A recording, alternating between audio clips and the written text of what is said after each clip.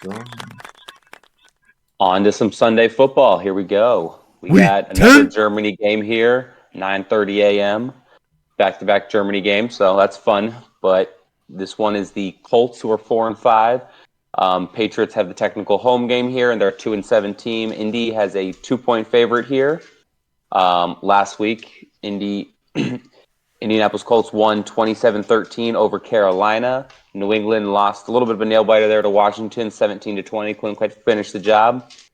Um, I'm sure you guys will touch on it a little bit, but there's a little bit of rumors that this might be Bill Belichick's last game. Woo. But how do you think, just football-wise, who wins this game? Patriots step up and take it, or Colts win this one for them? Woo. Colts and Pats.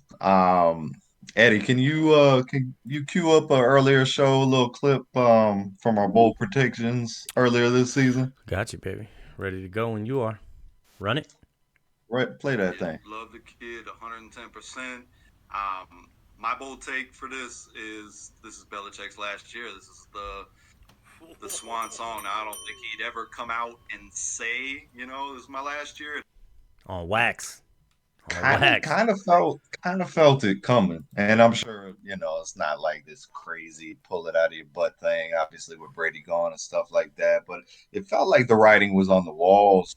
This type of situation for Billy, he's getting up there, and these last couple of drafts, he's kind of shooting blanks. Still trying to put the same pieces together. Now, you know, I can't say that the Patriots, to me, eyeball test is as bad as they've looked at some points, are the worst team in the NFL at this point. I think there's still some teams out there that I would rather hand that trophy to. But it's been tough for the Patriots. Looking at their season so far, the Patriots' vaunted defense has held people under 20 points only one time out of 9 games this whole season. One time. Now the Colts on the other side, their defense, they've been causing turnovers, but they're not much better. You got 3 of 9 games that they've held opponents under 20 points.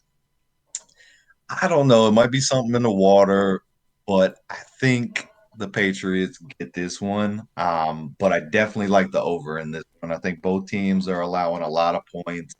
I think that, looking back at it, out of the 4 international games that have gone down, they've all been unders. They've all gone under the total. I think this one gets over the total. I think that's my favorite play of the day. But I'm gonna go ahead and roll Patriots on this. How about you, Eddie? Yeah, crazy. Last time these two teams met, bro, Indianapolis Colts, 3 points.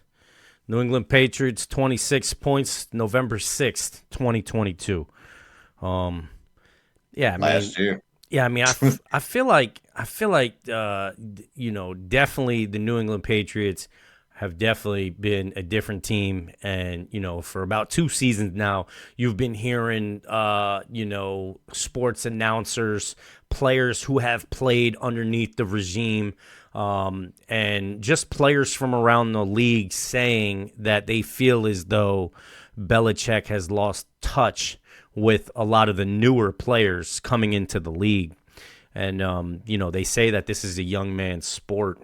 So it would make sense that you need to be able to connect with the younger group. Maybe say that's why it's not so hard to see some teams like the Rams being very successful with such a young team, being as young as that coach is, and maybe say the coach Daniels down in Miami for the Miami Making it Dolphins, fun. Yeah, making it fun for the making it fun players. for the guys, and arguably, I would say for the team here, we probably think he's some of the funniest coach in all the NFL. To me, in my eyes, he's pretty funny. To be a head coach. So with all that being said, I just think that even though this is a must win probably for the Patriots, I just think that when you take a gander at the stats, I mean, Indy's doing everything better across the board. You look at rushing, passing, yards per average yards per play is dead even at 5, maybe 5.5. One team's got, but they're basically sitting at 5. Indy's scoring way more points, and he's also letting up more fumbles. That's a huge thing. Indy's also not throwing the interceptions. That New England's throwing 3 more. But Indy's letting up a lot of sacks, 22 sacks on the season. I mean, if this was a recipe for disaster here, I could see the New England Patriots trying to attack this situation where, they're letting up double-digit sacks. But I'm just going to take Indy here. I have a feeling that I just think Indy's the better team today on paper walking into this. And plus, I love Uncle Rico, man. I wouldn't put it past Uncle Rico. He tears up this decent defense for the New England Patriots, and a hell of a stretch, New England. I mean, to be fair, with this head coach and everything that he has been able to accomplish over the years. So, if this is farewell for Bill and the sweatshirt with no sleeves on it, and you got to hang it up, man. It was a hell of a career if that's what this is about to be. But I'm going to take Indy here. I'm going to take Indy giving the 2 points up, and I'm going to take the under just in case both these teams' defense show up. How about you, Brad? Fair. I'm going Colts as well, and I like it kind of more opposite reasons than what Charlie was saying, because he was mentioning about the way the defenses have been playing and letting up points. I just look at the offensive side of the ball. Patriots are barely scoring, or not even scoring 20 points a game right now, and the Colts are averaging over 20, 25 points a game right now. So just looking at that alone, you got to expect more from the Colts. And then similar with what we're talking about with Belichick, and previous show, we talked about him kind of aging out of the league. This is this new school coach, new school play calling, going against the old school here. So the favoritism and the way I look at it, I think the new school Colts take the victory here. I definitely can see that. It's not just, and you're absolutely right. Situationally, it's a tough call. It's not a pretty game. I don't think this one's going to be a very pretty game. It's not a sexy matchup. No, it's not going to be a trash panda game. Let's be real. Yeah. Think it would be a trash panda game?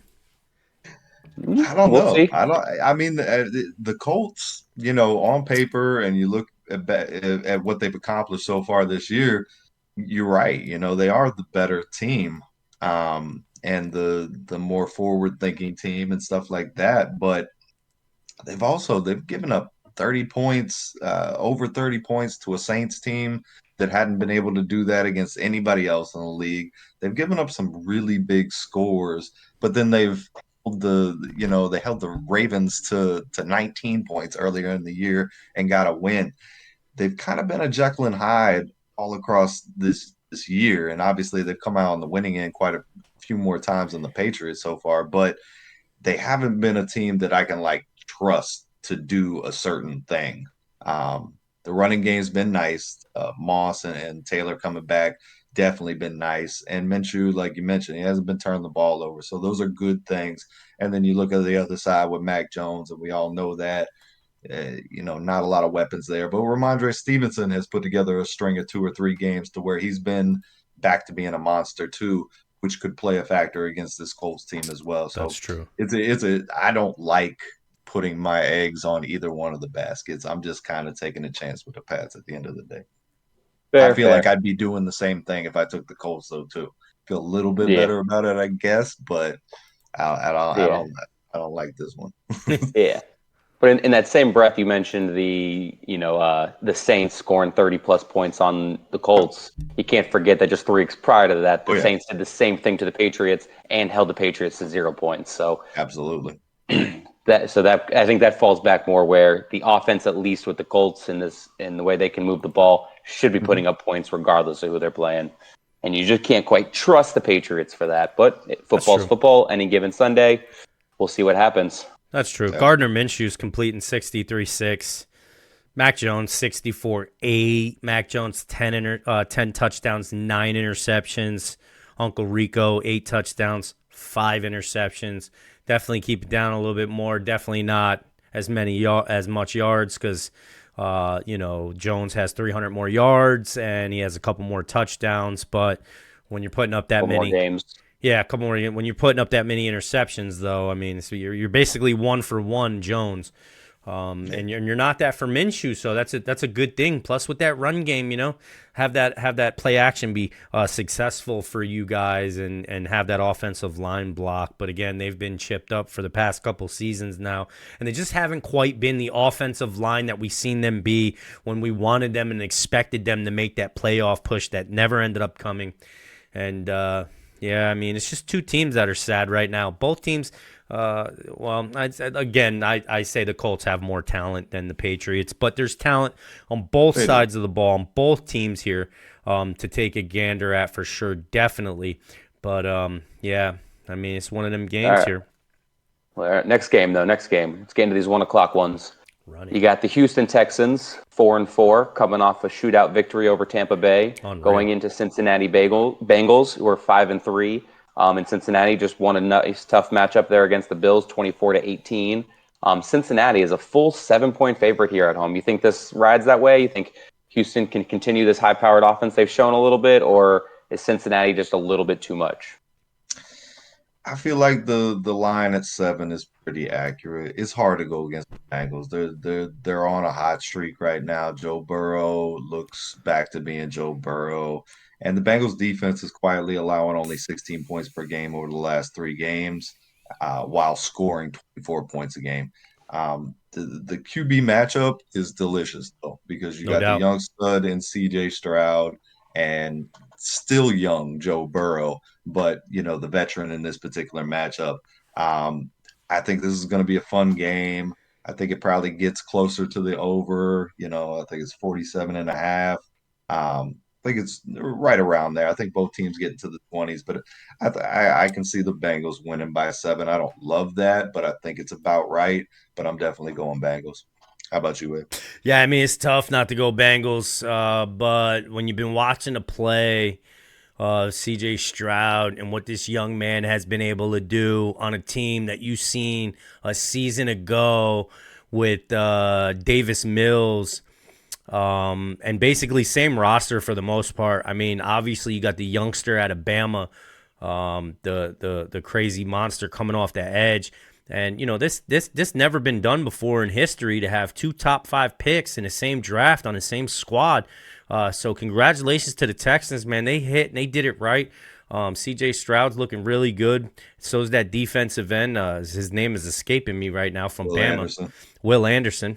Shout out Sam and Bama. I as good as he's playing right now, it's literally just what Charlie said. It's as great as he's been playing, and Houston has all the accolades and the numbers right now. When you take a look at the snaps, defensively, they're playing well. Offensively, they're playing well. But I tell you guys, I tell you all the time, folks, don't get wrapped up in the numbers here. Okay, don't get wrapped up in the numbers here, because the numbers say here, offensive stat-wise, yards per play, Houston. Points per play, Houston. Rush per play, Houston. And then it gets to the passing. So you're like, all right, well, completion, yeah, pass per play, yup. Cincinnati's owning that. That's because Burrow's a beast. Not that CJ's not, and not that CJ can't. It's just that in this game, on this day, ladies and gentlemen, I gotta go to Bengals here. I'm not gonna take the 7 because that's crazy, but I will take the over because you never know, man. Might turn into a shootout, and these two dudes are studs. You got one who's solidified and put his foot down, and you got a guy that's sliding in, coming real hot to come in and put his foot down and make a name for himself, which he's doing year 1. Congratulations to CJ Stroud and the Texans for absolutely just crushing the draft. But yeah, I'm going Bengals. No points taken to under. Braid, how about you? What do we got? Yeah, no, I agree. I'm going Bengals as well. You guys touched on, pretty much everything there is to touch on, but I just look at the Bengals' last 2 opponents, which were, Buffalo Bills and then San Francisco 49ers. Both of those offenses should be leagues ahead of the Texans. So, and if the Cincinnati Bengals are able to hold them down and score versus their tough defenses, I could see this being almost an ugly game for the Houston Texans if Cincinnati Bengals play the way they've been playing. No doubt. Agreed. I like No, it. I definitely could see the Bengals by 10. And then going into Cincinnati, that's a tough environment. It's turned back into the jungle, which it once was back in the 80s. That's a tough place to go play. And the Bengals defense is one of those quiet ones where they're good. They just don't make a lot of noise everywhere with flashy sacks or pick sixes and stuff like that. But they're a very solid unit. Very solid unit. I'm going to go ahead and date me and Charlie right now. What Charlie meant to say was the Icky Shuffle and Icky Woods and all of that, and the Chris Collinsworth and the Boomer. Right, and all of that. Yeah, I mean, hey, look, if this Houston defense made up of a bunch of have-nots from free agency from 2 seasons straight now, I mean, they must have had the most free agent signings that a squad has ever had. For these boys to show up and show out like they are this season, everybody wrote them off, including myself. There was no way I thought that they would be as successful as they are this season, as they are right now. I mean, they're top 10 defense, top 15 offense. I mean, that's incredible considering what they were a season ago. I mean, they're at 500. They're 4-4. You know, the obviously the win and loss record isn't wowing you to death. Okay, but this is the NFL, man. This is the National Football League. This is a very close league. These teams are very close. Every team is riddled with a lot of talent. Everybody knows that. It's just how you utilize the talent. And they're really getting the best out of Stroud early. I love it. Great to see. It really makes it hard for all the other rookie quarterbacks coming out. When you have guys who come out and perform and play like this, it really makes it hard for a guy to take 2-3 seasons to get going. You know, maybe he can't get the playbook down. But this is what makes it hard. It's guys who come out like this day one, A1, and out here playing A+ the whole season. This guy's got 14 touchdowns, 1 interception. Let's not let this go unscathed. Okay, this kid is balling out of his mind. We've never seen this before. Not like this. I mean, we've seen stuff like this, like the throwing, the running, but the numbers like this are just friggin' real right now. 14 touchdowns. No interceptions. In some of these games, he was getting destroyed, running left to right. He didn't even have, what's that offensive lineman from the Miami Dolphins? He didn't even have Tunsil on the left-hand side to start the season. You know what I mean? The offensive line's been banged up all year. And no running game like we've highlighted a couple of times, which makes this even that much more impressive. Still going Bengals. Absolutely. It's just it's fun too with the Cincinnati Bengals is now this is 2 years in a row where you're like, what's going on? You know, first 5-6 games, you're like, what's going on with the Bengals? They're terrible this year. And then out of nowhere, you're like, oh crap, this is still the Cincinnati Bengals. Everybody watch out, they're still a Super Bowl contender.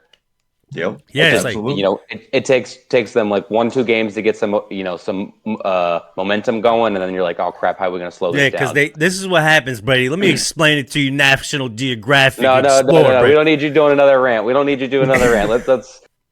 moving on. We're moving on. Next game. They came in as kittens, not a cats. All right, next game. Green Bay Packers 3-5. Going into the Pittsburgh Steelers, who are 5-3. Pittsburgh's a 3.5-point favorite here. Last week, Green Bay got a victory over the Los Angeles Rams, a nice solid victory at 20-3. In Pittsburgh, you know, again, their defense doing their thing. They got a win over Tennessee, 20-16 there last Thursday football, so they get a little bit of extra time here looking into this one. Do the Steelers defense win this game again for them, or does Love shine through? Charlie, hell of an audible last week, huh? Had it written down. Yeah. I had it written down. It was an audible at the line of scrimmage, baby. I switched it up at the line of scrimmage. Oh, my God. A thumb down, bro. What is a thumb down? I'm a toe down. What the? Yeah, both of us switched up from the Rams to the Packers mid-show. I like the Packers to win again here. I really do. It's I look at the Steelers, and it's hard to see how their record is what it is. It's been a lot of cut and paste and just eking by. That defense has played phenomenal as usual. and they haven't been turning the ball over, which I think is key.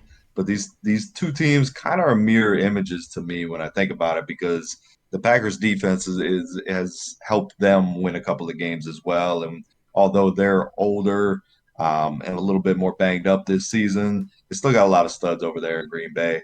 And I like what Jordan Love at least attempts to do over what I've seen out of Kenny Pickett this season and the Steelers offense overall. That's fair. I've seen Jordan Love put up some points. Now, yes, he's had his struggles, he's had some turnovers, and that offense as a whole, between Aaron Jones and Watson and everybody, has been banged up at points in time throughout this whole season. But I think the Packers are able to get this dub. I like Aaron Jones matching up against the Pittsburgh linebacking core. They lost Holcomb, I think, for the season last week. They're banged up on the linebacking position now, although they can get after the passer with Highsmith and Watt, of course. But covering Aaron Jones out of the backfield, I think, is going to be a little bit of a problem. And I think the Packers, I like getting the 3 points definitely, but I think they get the win as well. How about you, Eddie? No doubt. I mean, last time these two teams met, Green Bay Packers 27, Pittsburgh Steelers 17, October 3rd, 2021. Quite some time ago. You take a look at what Julian Love is doing. He's 59.6% on a season, 12 touchdowns, 8 interceptions. Okay. You got Kenny Pickett, 61.3, 6 touchdowns, 4 interceptions. The Pittsburgh Steelers offense is dead last in the league. Dead last. As good as that defense is playing, they're 25th. I mean, this Green Bay Packers defense playing at 8. You know what? I'm not going to get caught up in the numbers, right? Statistically, we're looking at a low-scoring game here, and definitely Green Bay is going to edge it out, right? But I'm taking the Pittsburgh Steelers. I'm taking the Pittsburgh Steelers at home. I'm taking Pittsburgh with that defense, with the terrible towel swinging. I think the home field advantage, and I think being at home just potentially is going to end up being a little bit too much. And just like you were saying with that 31st ranked offense, they're just going to figure out a way how to slip and slide to get just enough points against what they've been doing.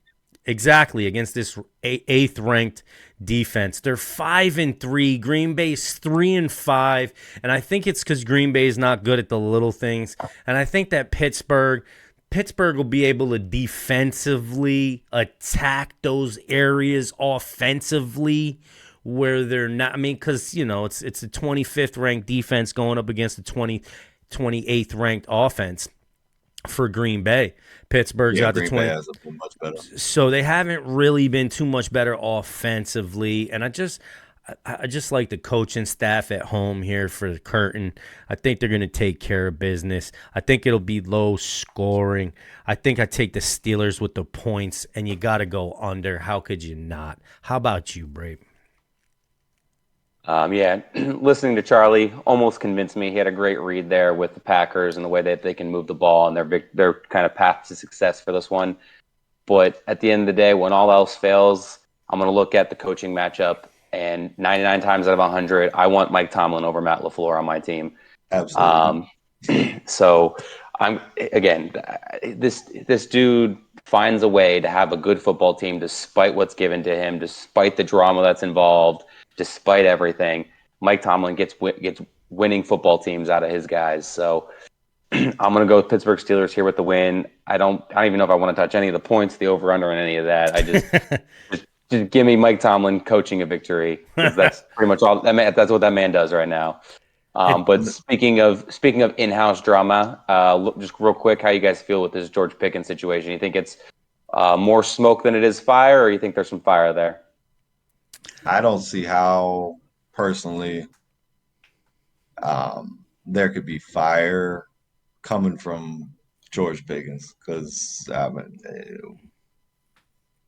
Steelers, as an organization, number one, they take care of their own. Like, they're loyal to a fault. Tomlin as a head coach portrays nothing but relative to his players.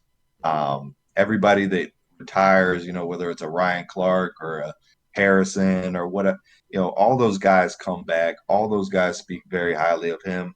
So, I mean, it's frustrating, I'm sure, for an elite level wide receiver playing with a quarterback that just doesn't seem to be able, or in an offensive scheme that just doesn't complement his skill set.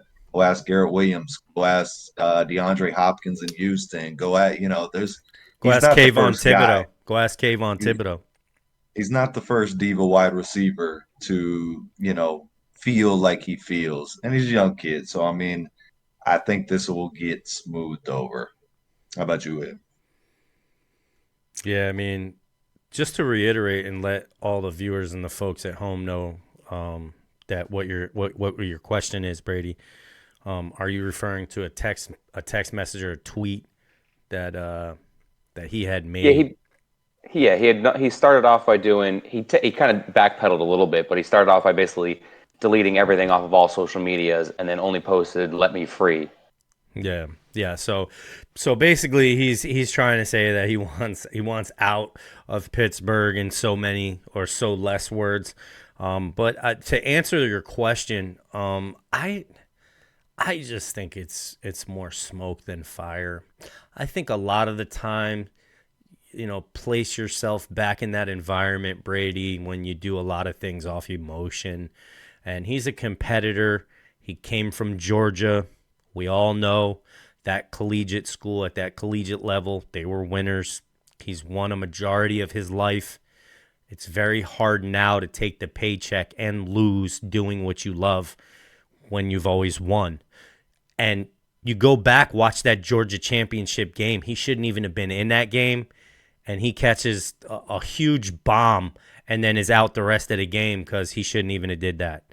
And you just really got to say to yourself, is this guy just going off emotion because he's a competitor and he's speaking how he feels in the moment and it's a mistake, or is it real? And I think he's a competitor, and this was just pure emotion, dude. In my personal opinion, and being around the sport. Fair. No, I agree. I think it's definitely just more, frustrations, venting, getting it out. It's kid's, young, so there's not much for him to look around right now and be like, hey, how am I supposed to vent out my frustrations when everyone's like, yeah, hey, we love the Pittsburgh Steelers, we love Mike Tomlin, we love everything here. We're winning football game, we're winning team. He goes, yeah, but are we really? Kind of situation. But I definitely can feel his frustrations, but I can at the same time, I do think it's just more, like you said, emotions than it is actually anything else. No doubt. But if he was a very intelligent individual, if I was him and I was Pickens and I was in this position and I was feeling the way he felt, I would take a look at Chase Claypool and I would say to myself, is acting like this going to get me anywhere? Because where did it get him? On multiple teams. So, I mean, he's on the Dolphins now. You're in a good spot. And I think if anybody's in a disgruntled situation and in a situation that they want to express themselves, I think they're on the perfect organization to go and sit down and speak with whoever they need to sit down and speak with. I think you're in a good place right now. So speak and deal with your attitude and deal with your emotions and your opinions in a professional way, young man. That's all I could say. Agreed. Ready? Agreed. Next game here, though, continuing on. You got the Tennessee Titans, 3-5, going in the Tampa Bay Buccaneers, who are 3-5. Tampa's a 1.5-point favorite here. Last week, Tennessee lost to the Pittsburgh Steelers, we just mentioned, 16-20. And Tampa lost to Houston, we mentioned a little bit ago, in a shootout, 37-39. Secondary basically fell apart there in the second half, which could be a problem because Will Levis has shown to shine against, being able to move the ball, heavily downfield fast. Do you think Tampa steps up and fixes it, or does Tennessee, overtake them here? It's tough. It's tough not to have a little bit of recency bias with the Titans. Levis has been pretty impressive watching him throw. I don't like his mechanics of like actually releasing, but it's a very quick release, which I like. It looks awkward as hell coming out of his hands to me, but he's been pretty effective, and he's the past two games that I've watched him, he's made nearly every throw on the field. There's been some inaccuracies here and there, and that was stuff that plagued him at Kentucky. I originally took the Titans as what I had on my paper. Both teams on the season averaging under 20 points per game. Doesn't scream awesome game to watch, but of recent, both these teams have put up some points and they've looked more connected on offense. I think I'm gonna go with the home team, though. I think the Bucks defense has a lot of pride in it. That's a unit, obviously that the head coach there takes a great deal of pride in, and I think they give Levis some trouble. I think that they have the proper run defense to kind of stymie Derrick Henry in this game. And I'm gonna take the Bucks. I'm gonna take it in an ugly one. I like the under here. Bucks 17-13, get the win at home. Fire up the cannons. How about you, Ed? Tampa Bay. I love it. Yeah, I too am a swashbuckler today. I too am taking the home team. I think I really like Baker Mayfield right now. I think I love this vitalized Baker Mayfield. I really friggin' do. Like I love I always love the dude's fiery attitude to begin with. If Baker Mayfield was a vitamin, you'd definitely be taking him every day. No doubt. He would. I would. Yeah, so I like the Bucks here. Yeah, I'm loving the Tampa Bay Buccaneers here. I'm taking it under, and the Bucks are given. The Bucks are given a point and a half. No. I'll take the Bucks given a point and a half. I'll take the whole damn kit and caboodle. But on the flip side, I want to say it's concerning that even though that Bucks defense is playing well, and I know they're going to want to show up and show out at home. Plus, both these teams are coming off a loss, so maybe this might be the game you want to see because two teams are trying to get a dub here, and they're going to scratch and claw down in Tampa in 90-degree weather during the winter time, damn near, to try and get a dub here. That's my only concerning thing is they've letting up 3,000 yards on the season to passing teams. And, Tennessee is kind of just getting around to passing the ball. But I'm not, I'm not going to get wrapped up in the numbers here, okay? And I'm just going to take the Tampa Bay Buccaneers, and I think the swashbucklers are going to make land, and they're going to take this dub from the Tennessee Titans. And Brady, how about you? No, this game scares me as a Bucks fan because a Bucks fan, we have a history of making quarterbacks who don't have much game film your first year, your first couple weeks playing, we make you look like a superstar. It's happened very often with, dang near every quarterback as within their first couple weeks of playing football against us. So Will Levis, CJ Stroud, your boy Daniel Jones's first game looked like he was the guy. Yeah. All member. So that's what worries me here with the Titans. I do like it better that they did play last week versus the Pittsburgh Steelers here, because that's a little bit more game film the Bucks get to watch. Plus, after last week's showing, they have a lot to prove and a lot to get right, and I don't see that falling apart again. So I'm going to go Tampa Bay Buccaneers here. They have more to fix, but then they have less to fix. Just fix that secondary. That's pretty much. It's not like you can't fix it, but do enough to not let Tennessee beat you here, because that's not necessarily their winner right now is for the Tennessee. They need Derrick Henry to move the ball to win the games. So I like the Buccaneers here to take this victory. Again, it'll be ugly, not a high scoring game. Give me Tampa 1.5 points. But yeah, I'll run with that. Correct me if I'm wrong, but the similar problem plagued y'all last year, which is just the fact that the sack numbers and getting to the passer like you had in years past. Last year it was an issue with causing turnovers and stuff like that. It feels like that's a little bit of what the Bucks defense has been missing in giving up, the secondary looking weaker than what it is, because I think it was Jamar Chase said the toughest cornerback he had faced was your boy, um, Dean, who's number, yeah, Jamel uh, Dean. yeah, Dean. And that's a pretty good compliment coming from a guy that says he's always open as well. So like I think getting to the passer here against the Tennessee offensive line, which hasn't been great this year, but has played a little bit better under Levis since he took over. I think that's a key factor for the Bucs. Yeah, the Bucks this year, defensively wise, have a big problem with people being out of position. You look at like the second half of the Philly game, and the DNs they were either failing on their stunt to allow the D tackle to get outside, or they were failing to contain to keep guys inside.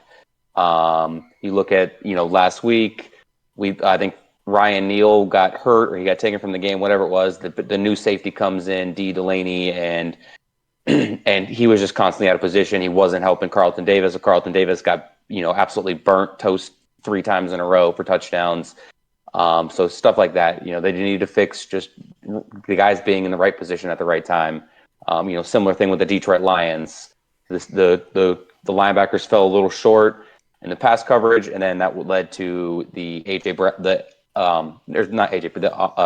Amon-Ra St. Brown, cross into a touchdown. So it's things like that. You fall out of position, and teams take advantage of it pretty quickly against the Bucs, it seems. Yes, it happens to every team when those type of situations start to happen. But D Delaney, lots of those pieces, they've been there for a long time. So you got to scratch your head when it comes to those things, because that's the bread and butter of the Buccaneers, way of life is defensively. Yeah, yep. All right, though. Next football game, though, you have the Cleveland Browns 5-3 going into the Baltimore Ravens, who are 7-2. Baltimore 6-point favorite here at home. Tough divisional matchup here last week. Both teams had big beat-up victories over their opponents. Cleveland beat up on Arizona 27-0, and Baltimore beat up on a slightly better team there in Seattle Seahawks. Sorry, making sure I wrote this correctly. 37-3. So yes, sir. Tough. They both showed tough game. Tough strength last week. Who's the tougher team this week? What do you guys think? Game of the week. This game of the week. Really, really tough match. Ring the bell. Game of the week. Ring the bell. I got Ravens. I think that 6 is too high. Sweep? Though. You taking a sweep? I think taking a sweep. The Browns, no. I think the Ravens are in control of this thing, but sweep? I think the Browns come from behind and snatch victory at the end. 28-3. 28-3 last. 29-28. I'm gonna take the Browns snatching it at the end of the game. 28-3. Last meeting. How about you, Ed? Last meeting, 28-3. I'm taking the sweep. I don't want to hear it. I'm taking the sweep. Cleveland hasn't done enough. Wasn't that their first game without Watson, though? Against the Ravens? Yeah, against the Ravens. Or was that the game he got hurt? One of the two, I want to say. Don't know. I'm checking right now. Fact check that. I'm checking right now. I'm clicking it up. Click. Yes, Dorian Thompson that game. So he didn't even play in this game. Okay, say what? That wasn't playing. So they got mopped. It just goes to show how important a quarterback is. I'm just not trying to argue. Just saying it's pretty important. That's all I mean. But ladies and gentlemen, what we're gonna do here is I'm gonna go ahead and I'm gonna take the Baltimore Ravens. I'm not gonna take the points. You know what? I'm not taking the points. Take the points. Take the points. I'm not taking the points. I'm taking it over though. I made one comment about the quarterback, and you're like, I'm not taking the points anymore. I'm taking over. Ready for it. I'm taking over. I don't have hell no, because I don't even have the points underlined right now. I'll take a fucking picture right now and send it to you on recording. Nah, you're good. You're good. No, I know I am. I know it. But I'm taking the Ravens without the numbers right now. I'm taking the Ravens. How about you, Brady? What you got? I'm Ravens too. I'll go. I'll take the sweep. All of us, the three of us, all taking Ravens as well. As tough as this Browns team can I'm taking be, Browns. I'm Yeah, taking no. Browns to Yeah. snake them at the end. Yeah, he's taking Browns. He's taking Browns. He's taking Browns. Going I Browns. You did was switch? I was screaming sweep. That's where that all came from. I was screaming sweep. Yeah, he was I screaming must. I must sweep. have. He was throwing I must, point spreads out there. He was I must have blanked sabotaging out. me. I could have sworn you started by saying I'm taking the Baltimore Ravens here, or you just said it feels like it's Baltimore Ravens, but I'm taking the No, Browns. I think he said he started out as. Yeah, I feel like they're gonna be winning the game at the end of the game, but I feel like for some reason that the Browns are gonna come snatch victory from them at the end of the game.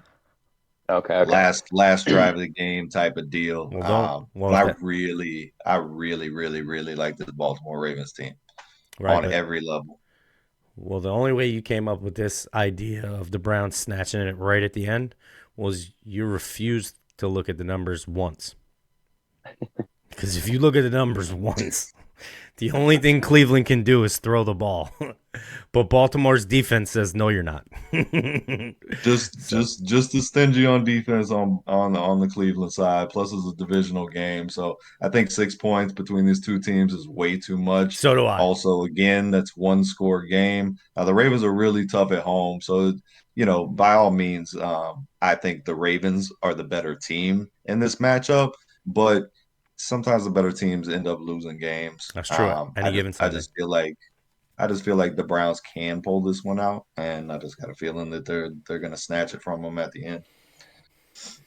Can't fight this. Yeah, I mean, I started off by saying who their last week's opponents were, but then you look at week 8 and it was flopped. The Cleveland ended up losing to Seattle, and Baltimore beat Arizona, but Arizona kept that game tight. It wasn't like a blowout. So again, any given Sunday, things can change real quickly. But again, I still like Baltimore. I think they're playing consistent, clean, good football all across the board on all levels. And it's gonna take a full game from the Cleveland Browns to pull that off. So I like the Baltimore Ravens here. But all right, next game, and another real tough matchup here. Tough one to call. You got the San Francisco 49ers, 5-3, going in. Jacksonville Jaguars are 6-2. San Francisco's a 3-point favorite here. Last week, both teams were on a bye. San Francisco is currently on a 3-game losing skid right now before their bye, and Jacksonville is currently on a 5-game winning streak before their bye. So does that continue, or does the script flip? Does San Francisco get back to right and say that maybe the Jags aren't quite as elite as they are playing in the way that the record indicates? Or is Jacksonville going to make a surprising win here? What do you guys think? Surprisingly enough, under Shanahan, the Niners are 16-30 before a bye. Pretty bad record going into a bye week. Usually, it's probably because they're banged the hell up. Not much different this time. Without Debo the past 2 games, like you mentioned, 3-game losing streak, which is surprising from a San Francisco team that after 4 weeks of the season, everybody's ready to give them the crown. But after a bye, Mr. Kyle Shanahan has the Niners 36-16. So I think this is a great opportunity to make some money. Niners 3-point dogs on the road against Jacksonville. I got Niners winning 24-17. How about you, Ed? Yeah, I'm running the 49ers too. I'm running the 49ers, no points. I'm taking the over. I think that this could end up being a really incredible game because the 49ers have to win this. I mean, they got to come and they got to pull out all the stops in Jacksonville. They got to come down here and they got to get this dub. I think that this game is more important to the 49ers than it is to the Jacksonville Jaguars, because where the Jaguars sit right now, they could lose 2 games and still be in good shape. Not saying that they want to, and that's part of the game plan, but I know San Francisco does not want to have to go to Seattle and play 11 guys. I know they don't want to.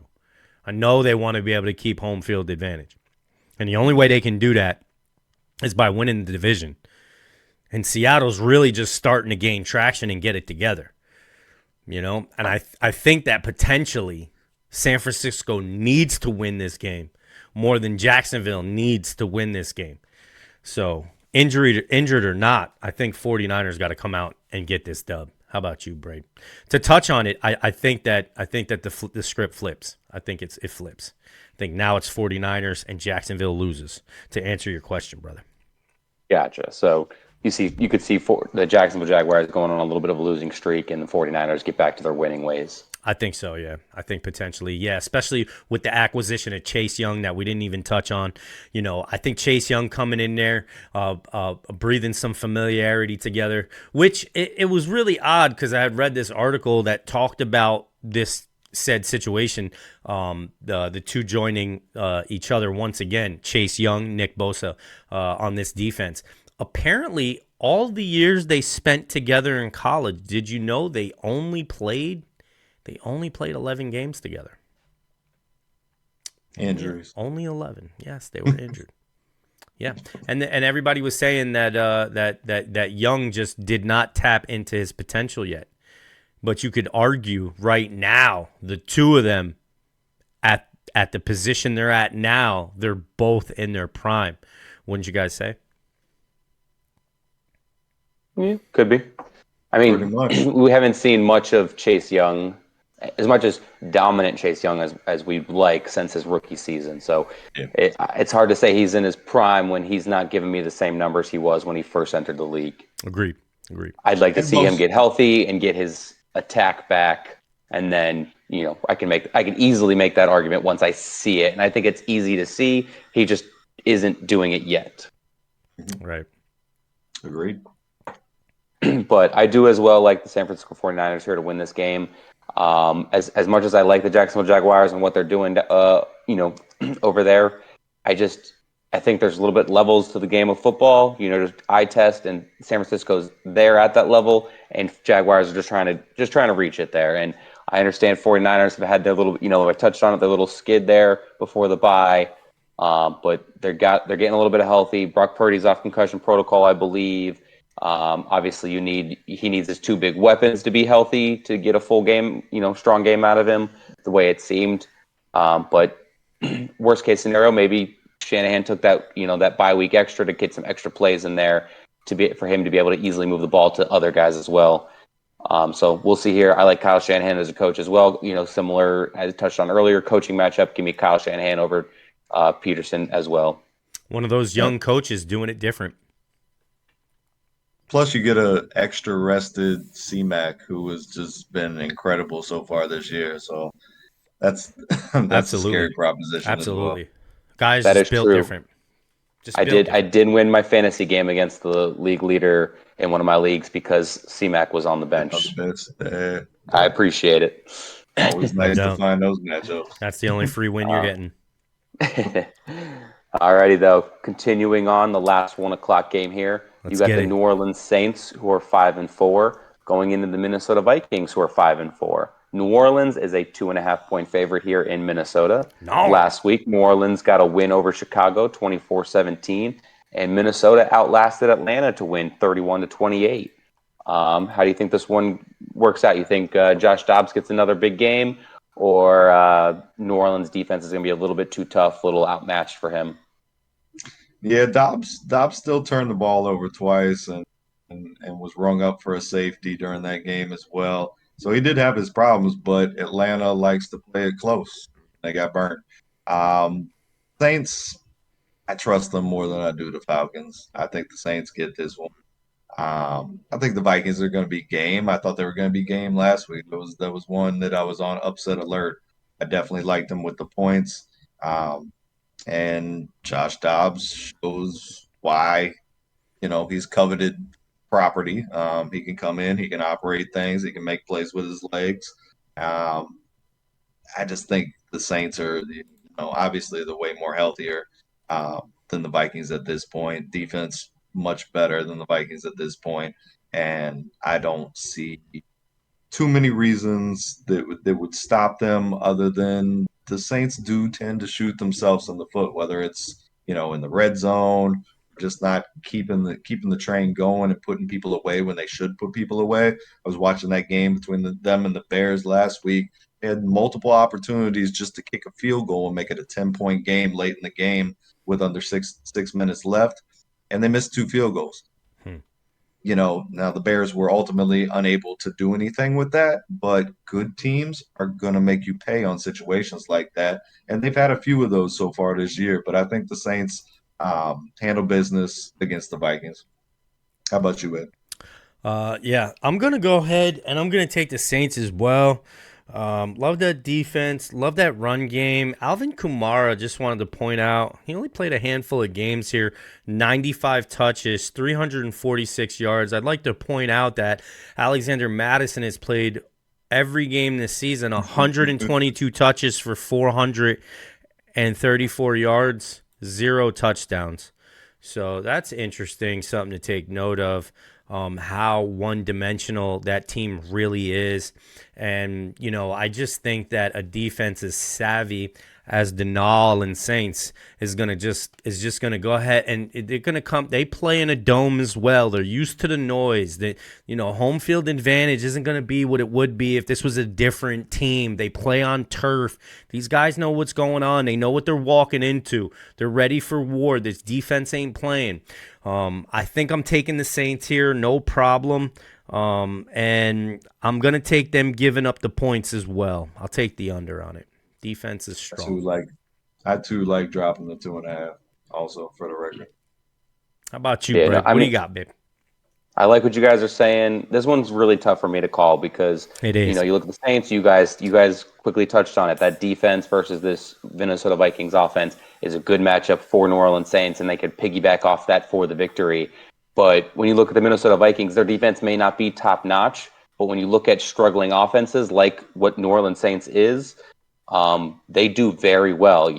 They held Chicago down, they held San Francisco down when the injuries were rattling up, and that became a little bit of a lackluster offense. The Green Bay Packers, they did the same thing, held them to 10. So this could be a potential where you could see the Vikings have the weapons to move the ball quickly, score a couple quick touchdowns, and then they force the pressure on the New Orleans Saints, to have to do something. And that's my big worry with this game. I think I go Saints as well. But Sweet. To me, it's a coin toss. To me, it's hard for me to actually picture a dominant victory for either side.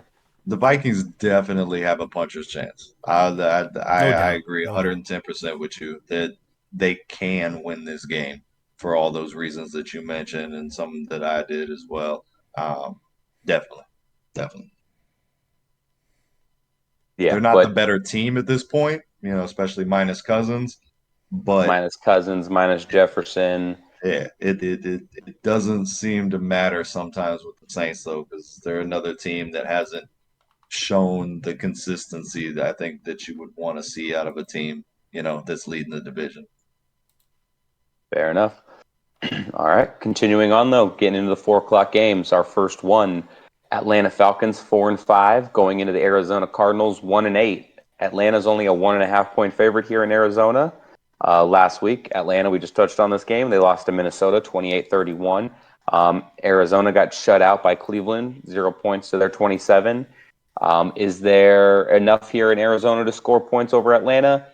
Or, to score to outscore Atlanta here and take the victory? Or do you think with the way they kind of, allow Dobbs to, go, that they're just like, yeah, we're not focused on winning games right now? You think they're full on tank sell mode, ready to move on, or you think they can sneak a victory here? Tank. Well, it looks like they're going to fire up Kyler Murray. They might get James Conner back as well. It's going to be two big boosts to this Cardinals team. I think whether they're going to ultimately shop Kyler at the end of the season or they're holding out some kind of optimism that he can turn back into the guy that they kind of saw a bright future with a couple of years back. I think the governor is going to be off. You got a rookie head coach here. I don't think he just wants to lose and build off of draft picks. Now, the organization may want to do that, but I don't think that's the mentality of this Cardinals team because they play tough every game this year. They've just come up short because usually they're the less talented team. Um, and I look at the Falcons, man, and is it just me or does the offense just seem like it's mismanaged in some way? Because they have talented people. I don't see those talented people like touching the ball enough, though. You talk about Bijan Robinson, you talk about Kyle Pitts. It's the same old story. It feels like week to week when we're talking about an Atlanta Falcons matchup to where it's just not, you talk about one rushing touchdown on the year for Bijan, and Kyle Pitts, same old story again this year, and it's just they switch quarterbacks. They go Heineke last week, and they still come up short, and they get beat by a Minnesota Vikings team who had a puncher's chance. But you should win that game. You're at home. You're looking to go to the playoffs for the first time in a couple of years now, and those are games you got to win. This is another game you got to win. I really want to take Cardinals on the upset, but I feel like at the end of the day, Atlanta finds a way to win. I think this is going to be a super close game. I wouldn't be surprised if it comes down to another field goal, last minute drive on this one. But I do think Atlanta comes out with the win here. How about you, Ed? Yeah, I mean, it's possible. Last time these two teams met in January 2023, January 1st, 2023. How's that possible? Into last year. Yeah. The very last games played in January? Yeah, week 18, 17. With the longer seasons. So Atlanta won 20-19, barn burner, bro, nail biter. Lost by 1. Hell of a game. That happening again. Hell of a game these two played against each other. Yeah, I'm taking Atlanta here. I mean, I'm taking Atlanta, given the points. I'll take the under because you're right. What are you going to get from this Arizona team, and then what is this Atlanta team going to give you offensively? Even though they are a top 10 offense, which is crazy to see. It's like it's crazy. Absolutely wild. They got 4 wins. They're a top That's 10 one of offense. those ones where numbers misleading. It's very interesting. But I couldn't knowingly take Tune over Ritter. I couldn't knowingly do that. I don't know. How about you, Brave? Yeah, no. Charlie had kind of hit the nail on the head with the mismanagement of the offense because the previous 2 seasons, Cordero Patterson was like the man. Yeah. He was electrifying. That was a wonderful offense to watch. Like they weren't even that good of a team, but you're like, man, that's going to be some exciting football at the end of the day. It doesn't matter how it plays out. You know that they're going to score points. You know that they're going to move the ball well, and you're just not seeing that this year. It's weird. Like I don't know, maybe Bijan doesn't want to be as tricky and joker position as Cordell Patterson's willing to play, but even they're not. He's that position on the depth chart, but they're not using him in that way at all. It's like, hey, go catch a couple punt returns. Thanks. Having a nice day. This man was, leading NFL in many categories for a little bit there last season and the season before, touchdowns and big plays. And he's very absent too, similar to Pitts and Drake London and, other guys that they have, and they're just not moving the ball well. So it's hard for me to take the Falcons. If I had a game of film to watch for the Cardinals and the way that this offense is with, and Kyler Murray coming back and James Conner coming back, I'd be a little bit more comfortable taking them, but I got to go the safe route here and take Atlanta Falcons. That's ultimately where I fell with it too. So I agree. I agree with you, Brady. Kyler's definitely coming back. Not definitely, but he's been cleared. All signs are pointing to him playing this week. Okay. Everything I've read. Same thing with Connor. Okay. They've been at practice for 2 weeks now. They were activated off of IR a week ago. So, yeah, they should be playing. Okay. All right. Keeping it going, though. Next game's, probably top 3 for me for the week. You got the Detroit Lions, 6-2, going into the Los Angeles Chargers, who are 4-4. Detroit is a 3-point favorite here. Last week, Detroit had a bye, but week 8, they had a win over Las Vegas, 26-14. Last week, the Los Angeles Chargers had a dominant win over the New York Jets, showed both sides of the ball. They won that game 27-6. That was a nice surprise to see what that defense was able to do against the New York Jets. And then they didn't need much from their offense versus a tough New York Jets defense, but they they moved the ball well. Do you think they can do that again versus a high-powered offense like the Lions, or do you think they're going to struggle here? What do you guys think? Yeah, I think this one is going to end up being the game of the week. Um, Obviously, the Chargers' record doesn't reflect, as well as Detroit's does. Looking at it, Detroit 6-2 against the spread this year. They're 3-1 against the spread on the road. Um, the but the Bolts on the other side, like quietly, their defense has been playing good, and it wasn't just against the Jets. They're allowing over the last 3 games, they're only allowing 68 yards on the ground per game, which is the key in my eyes to stopping this or at least slowing down this Lions offense. And also, they're second to sacks per game to the Baltimore Ravens. The Chargers are getting almost 4 sacks per game. I think those two things are massive. I like the upset here. I like the Chargers at home. Um, I like the Lions better overall than longevity through the seasons, but I like the Chargers to upset here. How about you, Ed? Yeah, last time these two teams met, September 15th, 2019, Detroit wins 13-10. Man, 2019. A long time ago. It was a long time. Long time. I don't know. They're playing well right now. I'm gonna go ahead. I'm gonna take the Lions. I'm gonna take the Lions given the points. I'll take the over in this. Even though that defense is ranked 4th in the league, something tells me Herbert could potentially get to a shootout. But I like the Lions. I like the Lions pushing it out. How about you, Brabe? Yeah, this one's tough to call. Very. Based off of what the Chargers showed me last week, if I got that from the Chargers every week, I'd put them in Super Bowl contention. But it would almost seem like a fluke game the way that they've played this season and the way that their MO is, I guess you could say. So I like the Detroit Lions here. I'd love to be proved wrong. I don't know if I'd like to be proved wrong. I actually really like both of these teams. I would like to see the Chargers be at a better record than 4-4. I'd love to see this game at a 6-2 versus 6-2. But it just the way it is, the Chargers aren't playing full good football consistently. So I'm going to go Detroit Lions here. They're just a little bit of a notch better to me, full football team.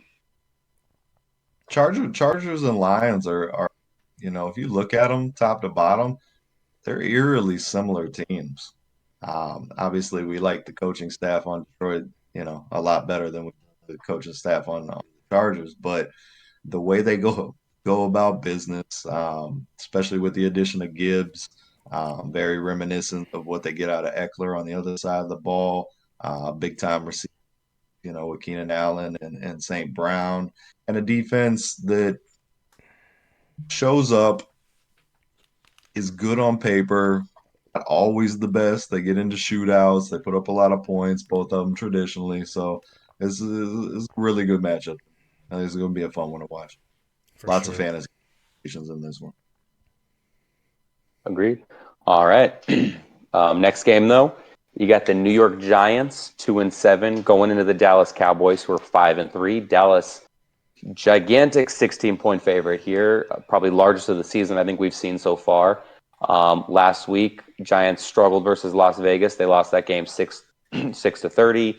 And Dallas got bested by the divisional rival Philadelphia Eagles. They lost that one 23-28. Everything points to Dallas getting right here and kind of almost taking out their frustrations on the Giants. Do you think that's how this plays out, or do you think Giants can make some surprises? DeVito drawing the start again. Quietly, I want this to be a competitive game.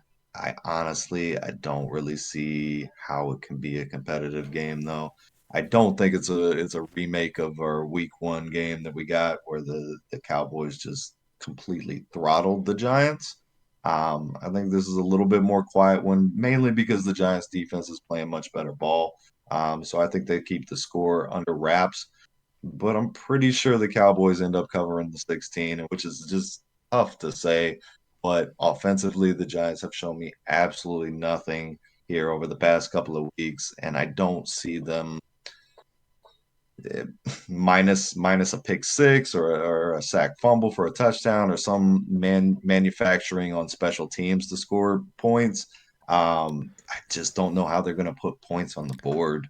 And I know eventually the Cowboys too. It's not that the Cowboys are just clicking on all cylinders. Although Dak Prescott has looked very, very good over the past 2-3 weeks now. But I think this is like a 27-6 ball game. Not a very fun one to watch. Definitely not for Giants fans, unfortunately. How about you, Ed? Yeah, man. I'm taking. I'm gonna take Dallas here. I'm not gonna take the points though, but I'm gonna take. I'm gonna take the over because, you know, Dallas might score a lot, just not, 2 touchdowns and 2 2-point conversions more. Definitely taking Dallas here for, all the right reasons. The Giants are chipped up. Very much so. Very much so. True. And it seems like Dallas is the same team they were week 1, and the Giants are still the same team they were week 1. So with not much production, not much anything. I mean, now you're getting rumblings of people talking in the locker room and people saying things and talking. So it's definitely tons of frustration over there, and the whole entire coaching staff and the entire organization, could really ease and calm their nerves by just getting one win here. But something tells me that everybody's just looking forward to the draft. What can we do? What can we get? No, absolutely. Unfortunately, absolutely agree. Dallas Cowboys, should and probably will win this game 99 times out of 100. Obviously, football is football, especially NFL. But Not this Giants, unfortunately, just aren't playing good ball. They're riddled with injuries. Nothing's going their way this season.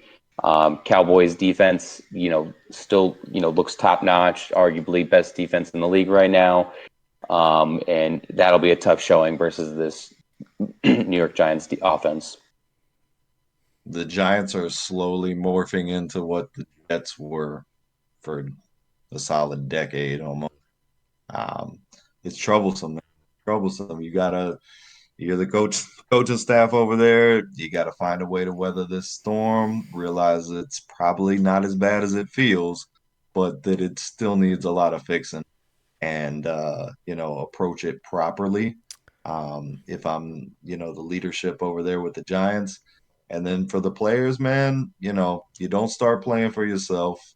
You gotta continue to have pride for what you do, and for the players that are playing next to you, because you're not the only one that's suffering through this season, and it's a tough season.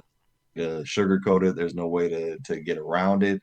But you do, these are the times where men are separated from the boys, and you see kind of the pieces that need to be discarded. So it can be a good thing for the Giants, but it's not a fun thing.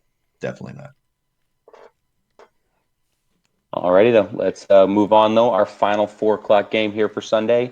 You got the Washington Commanders, who are 4-5, going into the Seattle Seahawks, who are 5-3. Seattle's a 6.5-point favorite here. Last week, Washington was defeated New England 20-17, and Seattle had a tough time versus Baltimore. They only scored 3 points to Baltimore's 37. So obviously, Commanders may not be playing quite well as Baltimore, but 6.5 points is kind of a lot for a team that's, the way they struggled last week. I guess they take a lot of looks in consideration with the fact of the recent trades Washington made with getting rid of their top 2 defensive ends. Do you think that plays a big factor, or how do you think this one works out? Personally, I think the Commanders are a very live dog in it.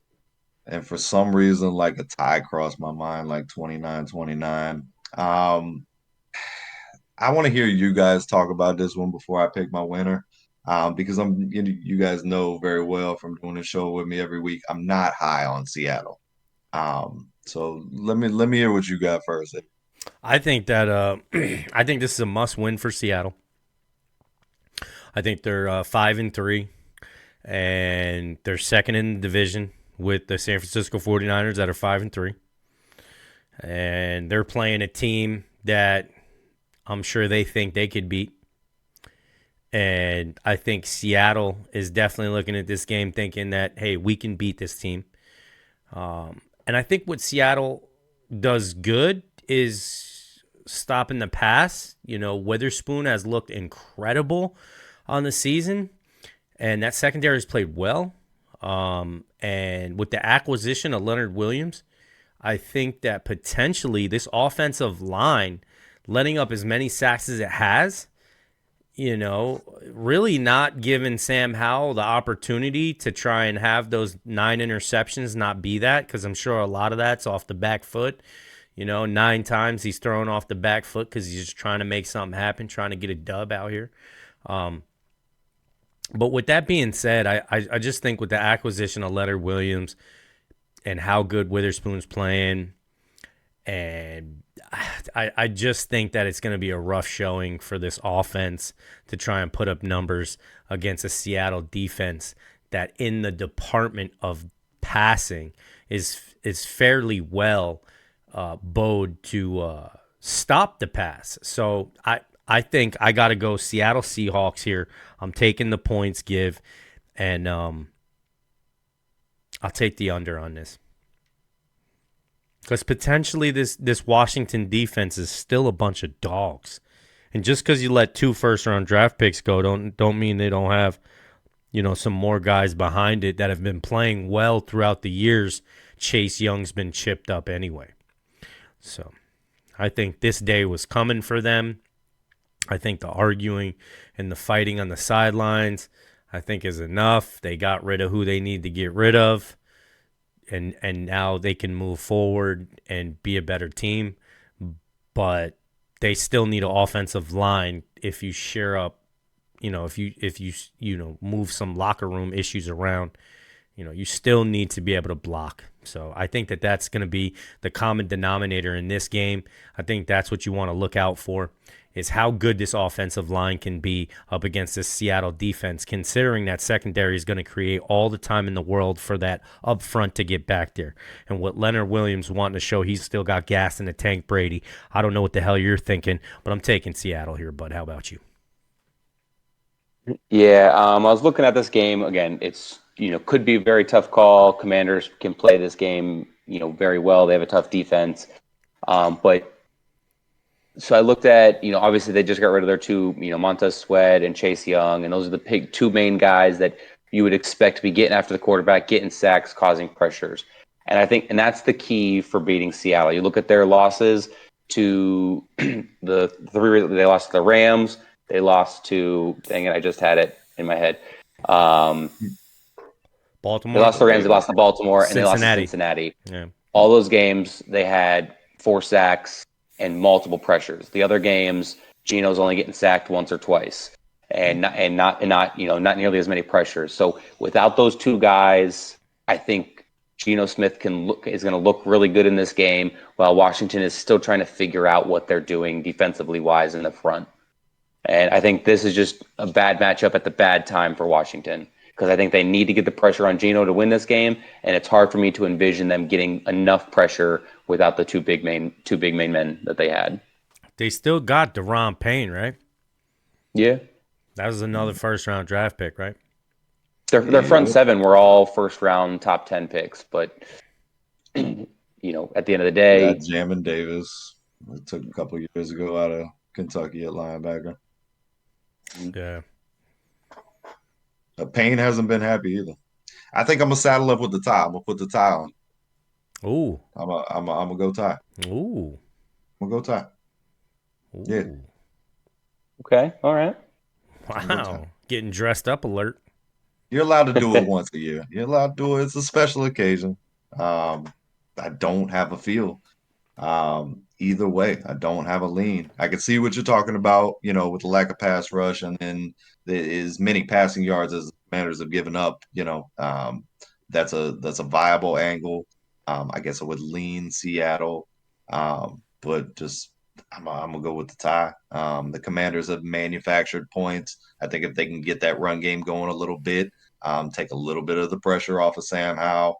Although Seattle has been better at the run this year, Baltimore absolutely manhandled them on the ground. Lamar didn't have to do anything through the air last week. Now, the Commanders are not the same caliber as the Ravens this season, but very talented group of wide receivers. They have a couple talented backs, and Sam Howell's quietly had a good year.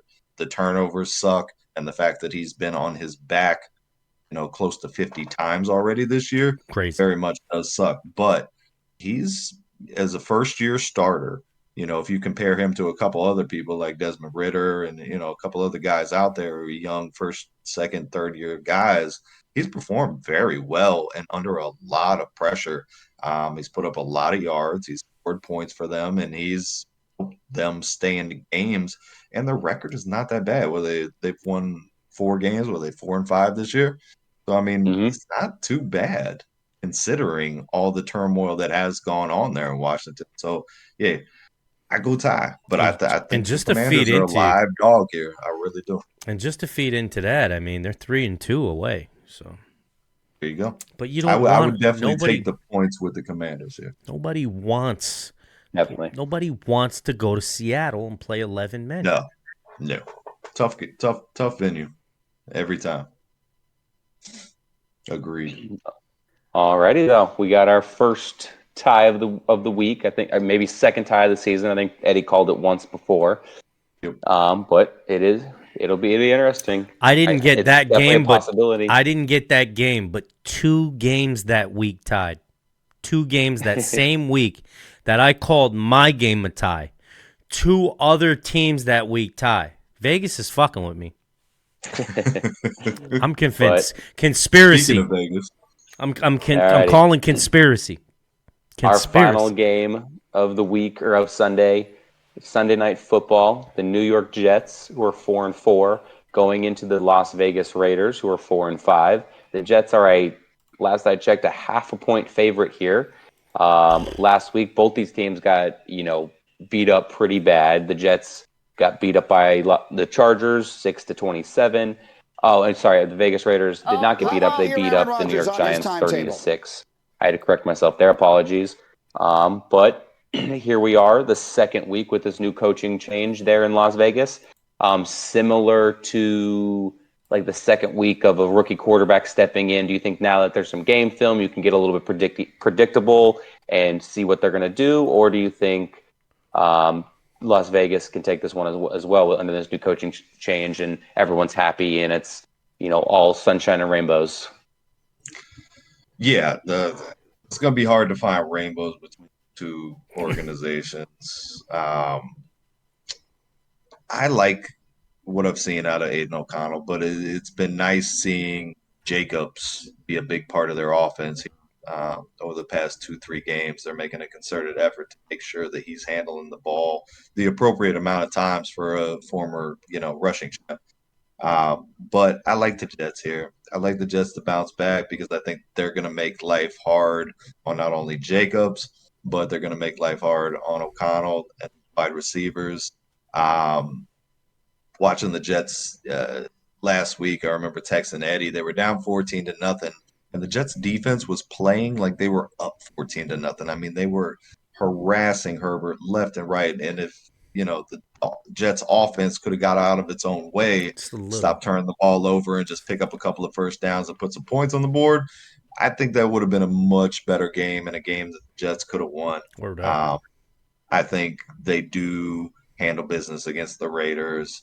I don't think it's going to be the prettiest thing, but that's kind of what you get when you got the Jets on the field. I like this one like 17-9. I like the under on it, but definitely like the Jets. How about you, Ed? Yeah, I like the Jets too.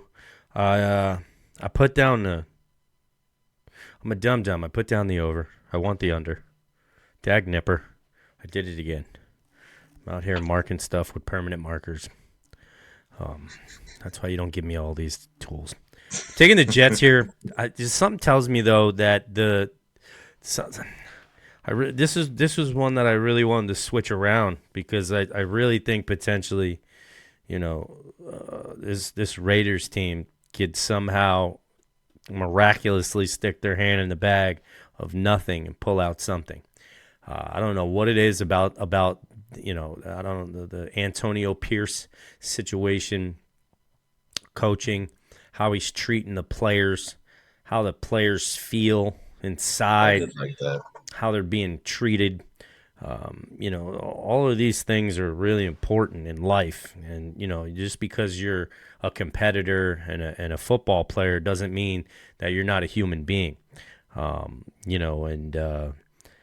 there was something that was brought up that I figured, I said, all right, we'll bring this up in the show here. So a reporter asked Antonio Pierce in the game against the Giants, why were practice squad players on the sidelines? And when I heard the question be asked, I was kind of taken back by the question to begin with, because why would that be a question? But apparently I did not know this. But most practice squad players are not invited to games. I did not know this. And his answer was, they have a jersey. They have a Raiders jersey. So they're a part of this team. So he said that if you play for my team, everybody's on the sideline as a team. And you have to ask yourself, if you got 53 men all breathing, eating, and sleeping the same thing, don't you think that 11 men, just 11, would be hard to stop 53 when everybody's moving as a cohesive unit? I'm not saying that obviously that this is what's going to happen, but ladies and gentlemen, you'd be surprised by the power of words and how people can get people together to do things. And if this Antonio Pierce is just out here handing out respect to people, and people are melting because he's showing love and compassion and respect, I'll have you know right now that people will go to the edge of the earth and die for that. So I don't know what it is, man. I just think that potentially this Raiders game could be potentially different than what maybe we see it end up being. Because this Jets offense is struggling straight up. The only thing they got to hang. Are you going Raiders? You gonna do it? The only thing they got to hang their hat on is that defense. Defense wins championships. Offense wins games. I'm going to take the Raiders here. I'm going to flip-flop. I'm going to take the Raiders in the heart right now, because you just can't weigh the size of a man's heart, Brady. You just can't weigh it, and you don't really know how much heart that man has until come game day. So if he could just gather all the heart in the locker room up and put it out on the field for, I don't know, one game, I think this one game they could beat the Jets at home. How about you, Brady? Fair enough. I'm going to take the Raiders with them given the points plus the half a point, 1.5 points. All right. No, honestly, you're absolutely right with them saying a full team, same motivation, same drive, same heart can win anything. Because I don't know if you saw, but this Pierce man, he's part of your New York Giants team that beat the undefeated Patriots. Yep. And that was kind of part of the argument of Josh McDaniels out and him in. It's because they were doing a team meeting where they were, everyone's kind of airing out their grievances and saying what they want for the team and all this stuff. And he starts by saying, he goes, listen, if everybody in this building believes we can win football games, we'll win football games. He goes, I talk about my, 2003 Giants. 2007. 2007. I was on that team. We believed. Everybody in that room believed. Nobody else in the world believed in us, but we believed in us, and we knocked down those suckers of the New England Patriots. And everybody's all hyped and motivated, and then out of nowhere, Josh McDaniels turns and goes, "Don't you dare talk about the Patriots like that!" And everyone goes, "Whoa, all right, buddy, you need to chill." He's trying to motivate the team he's on right now, and you're telling him to relax. And that was kind of the, all right, buddy, you need to go. You're not here for the team. You're here for yourself. So again, that alone, I don't know why you just didn't pick him off of that speech alone, or just, I don't know why you don't just have that recording for yourself every day when you wake up. For real. Because that'll motivate some people. But at the end of the day, I got to go with the New York Jets. Just Eddie or Charlie touched on it. You mentioned it. That defense, I'd put them up against anybody in the league, and they were going to show me good football. They did it against KC. They did it against Philly. These are, Super Bowl teams, and they're holding their own. And you just need a little bit of something from that offense, and you'll win the game. Just a little bit, yeah, yeah. Yeah, you just You're need not a little lying. bit. So You're not I lying. like the New York Jets. I like the New York Jets here to win this game. You're not lying. Just because of that. If I was going coaching heads up, it'd be a coin flip. Just I don't know what I'm getting out of Pierce yet. But again, at the end of the day, I do like the Jets here for this game. And to be honest, I don't think they could stop Brees. So, Hall. So, Yeah, to a man, the things that Pierce is doing and attempting to do, absolutely do I agree with 110%. And it's the way I feel things should be done. But there's a caveat to that because this is a younger generation. This is a generation that tends sometimes to have shorter attention spans, tends to buy into things temporarily. There's a lot more flip-flopping in the world as a whole. The old school mentality does not always resonate. So you got to judge your audience when you're going through all these things. And I wish nothing but the best to Pierce. I heard some things. He was coaching a high school team, and they were up 75-6, I guess, at halftime. And he didn't like the way that they finished the half. He made the team run laps in the parking lot until the second half began. They actually got a penalty for not being back on the field in time, a delay of game. So the dude has the right mentality. He really does. But we've seen glimpses of that type of mentality before too. And if you don't get results, that type of approach will wear thin with a lot of people. And I'm not saying it's rightfully to do so, because that is, again, in my eyes, the right way to look at things in the grand scheme of things. But for many individuals in this world, that doesn't fly for them. So it's a slippery slope sometimes with that. And the Raiders, I think, still are not the best team, on paper. But I'm in full support of Pierce. I mean, I think that's exactly what just about any NFL team is, a good leadership at the head coaching position. I mean, I could look back to the 2007 season, and I ended up my buddy ends up calling in on a radio station, and he wins us 4 tickets to go to the New York Giants review in New York City. And we go, and the players walk in, and we sit down in the same movie theater with the team sitting behind us. We're sitting in front. I seen Eli Manning, Brandon Jacobs. These guys were monsters, bro. The offensive line, like on the field in the game, they didn't look that big, but in person, they were just massive human beings.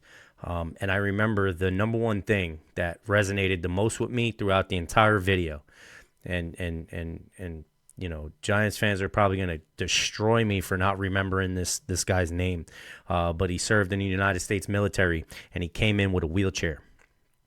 And this guy came in with no arms and legs, or no legs, and he gave the speech at halftime. Every single playoff game, this guy gave the speech. What's even a funnier thing is, like, to play more into like the whole Cinderella story with the New York Giants, that catch that Dave Tyree catches on his helmet, which is like the most miraculous catch in the whole world that everybody claims is the only reason why they won the Super Bowl, which I'd like to let you know they didn't even score on that play, and there was still much time left on the clock. But he didn't catch a ball since they landed in Arizona. He didn't catch a ball in practice. He didn't catch anything except that ball in that game. Crazy. Because he couldn't catch anything all game. So for Eli, I mean, all week in practice, all he did was drop balls right to him, they were saying. And Eli finds him, sees him, and throws it to him, and he catches it. The only ball that he caught all week since he arrived in Arizona. Interesting. I'm taking the emotions in this one. But like Charlie says, man, emotions run high. and run out. Alrighty. You better Anything for else the- to add here for the week? No. We had some viewer submissions from last week. You can catch that. That's up on our Instagram and YouTube. So continue to send in the videos. Yeah, Look ahead to the week ahead. let's Make your go. pick. Send it in to us. We'll get you on here. We love having that stuff. It's a beautiful thing for us to be a part of. And if you've got some other things working, we'll give you a little shout out on that. Most definitely. We appreciate the love and the support that we're getting back from everybody out there. And week 10, the books. We'll have the Monday Hell yeah. night show out as well. Thank you, Brady. Hell Thank yeah, you, Brady. Eddie. Thank you. Thank you, gentlemen. Thank you. Hell yeah. Week 10. Deuce. Thank you, everybody, for listening. Week Catch you next week. 10.